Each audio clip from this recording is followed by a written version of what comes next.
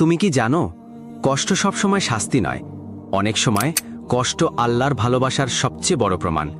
তুমি হয়তো ভাবছ, আল্লাহ যদি আমাকে ভালোবাসতেন তাহলে এত কষ্ট দিতেন না।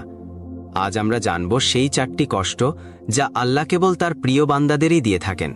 প্রথম কষ্ট, দোয়া কবুল হতে দেরি হওয়া।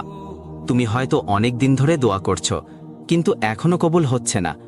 তুমি হয়তো ভাবছ, আল্লাহ কি আমার দোয়া শুনছেন না? কিন্তু সত্যি হলো, তিনি শুনছেন, শুধু তোমার জন্য উপযুক্ত সময়ের অপেক্ষায় আছেন। আল্লাহ চান তুমি ধৈর্য ধরো, আরও বেশি করে তাকে অনুভব করো। তিনি চান তোমার হৃদয় শুধু তার কাছেই নরম হোক।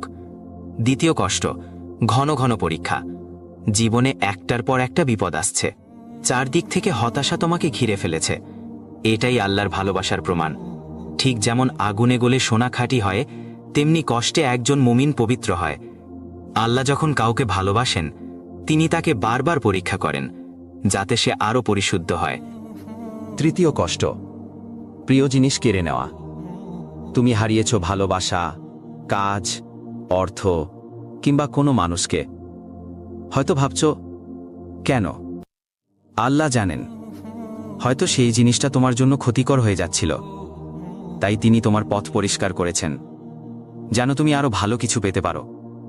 তিনি যা কেড়ে নেন, তার চেয়েও অনেক উত্তম কিছু দিতে চান। চতুর্থ কষ্ট, তোমার চারপাশে অনেক মানুষ থাকা সত্ত্বেও তুমি নিজেকে একা অনুভব করো। এই একাকিত্ব তোমাকে বোঝানোর জন্য যে তুমি সবার কাছে ছিলে, কিন্তু আমার কাছে আসোনি। অনেক সময় আল্লাহ আমাদের সব সম্পর্ক ভেঙে দেন, সব দরজা বন্ধ করে দেন, শুধু যেন তুমি একটা দরজায় কড়া নাড়ো। এই 4টি কষ্ট যদি তোমার জীবনে থাকে, তবে ভয় পেও না। এই কষ্টগুলো আল্লাহর ভালোবাসার চিহ্ন। তিনি তোমাকে ভালোবাসেন। তুমি যদি ধৈর্য ধরো, তাহলে এই কষ্টগুলোই তোমার জীবনের সবচেয়ে বড় নিয়ামত হয়ে দাঁড়াবে। ভুলে যেও না, আল্লাহ কখনো তোমার কষ্ট অপচয় করেন না। তোমার কান্নাও তার কাছে খুব মূল্যবান। আল্লাহ তোমার সব কষ্ট সহজ করে দিন। ভিডিওটি কেমন লাগলো তা কমেন্ট করে জানাতে ভুলবে না। আসসালামু আলাইকুম।